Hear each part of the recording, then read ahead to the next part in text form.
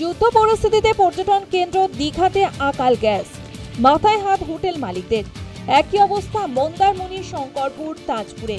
Hotel মালিকদের দাবি, গত কয়েকদিন ধরে এলপিজি ও পেট্রোপণ্যের মূল্যবৃদ্ধি ও আকাল হবার খবর ছড়িয়ে পড়তে সমুদ্র সৈকত নগরীতে পর্যটক সংখ্যা কমেছে। ফলে সমস্যায় পড়েছে হোটেল ব্যবসায়ীরা।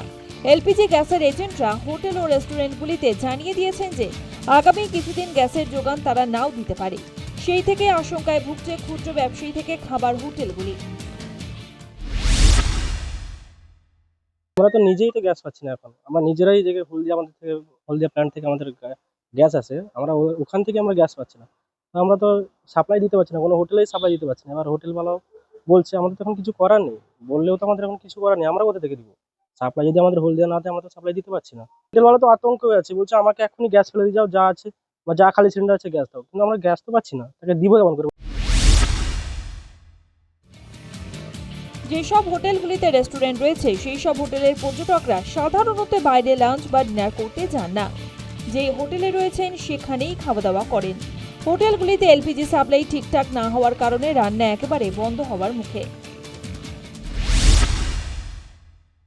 আমরা থালি বা বলুন মিল বলুন, ওটা তো 200 টাকায় করছিলাম, সে জায়গায় আমরা 200 টাকা আর পাচ্ছি না, বাড়াতে বাধ্য হচ্ছি। অপরদিকে টুরিস্টরা যারা হয়তো একটা প্যাকেজ নিয়ে এসেছিল, মনে করুন 4 দিন থাকবে, 2 দিন থাকবে, সেক্ষেত্রেও তাদের পকেটে মানি শর্ট, তারাও রিটার্ন যেতে বাধ্য হচ্ছে। তো আমরা একটা খুব সমস্যায় আছি। খাবারের দাম বাড়বে কিনা সেটা যতক্ষণ আমরা বাড়া রেটে পাচ্ছি না তখন বলবো, মালিক এলে সেটা নির্বাচন করবে। দাম তো বাড়ছে, সবাই জানে, পুরো দেশ জুড়ে তো বাড়বে। এটা গ্যাসের প্রবলেম থেকে হোটেল কর্তৃপক্ষ বাড়াতেই পারে, এবং সেটা বাড়লে আমাদেরও পর্যটক হিসেবে আমাদের পকেটেও টান পড়বে। সেই হিসেবে আমাদের পর্যটক এখন যে কোথাও যাব খুব ভেবেচিন্তে পা দিতে হবে।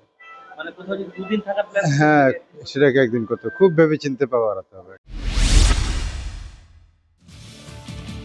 এলপিজি যদি অমিল হয়ে যায় সেক্ষেত্রে কিছুটা হলেও আর্থিক ক্ষতির সম্মুখীন হবেন মালিকপক্ষ।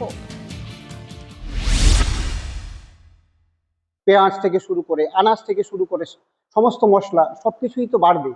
তো এই বাড়লে ন্যাচারালি আমাদের কস্টিংও বাড়াতে হবে, মানে আমাদের ফুড সেলের যে রেটটাও বাড়াতে হবে। রেট বাড়লে এখন কাস্টমার সেটা বেয়ার করবে, কতটুকু তারা অ্যাফোর্ড করতে পারবে। ন্যাচারালি সমস্ত কিছু যদি বাড়তে থাকে কাস্টমার তো মুখ ফেরাবে। তো সেই জায়গায় আমরা তো কঠিন পরিস্থিতির সম্মুখীন হতে চলেছি। আবার বেশ কিছু হোটেল মালিকদের দাবি, ইতিমধ্যেই রাজ্য বিভিন্ন জেলা থেকে যেসব টুরিস্ট বাস আসতো বর্তমানে সেই বাস আসা অনেকটা কমে গিয়েছে। ফলে পর্যটকও কমেছে বেশ।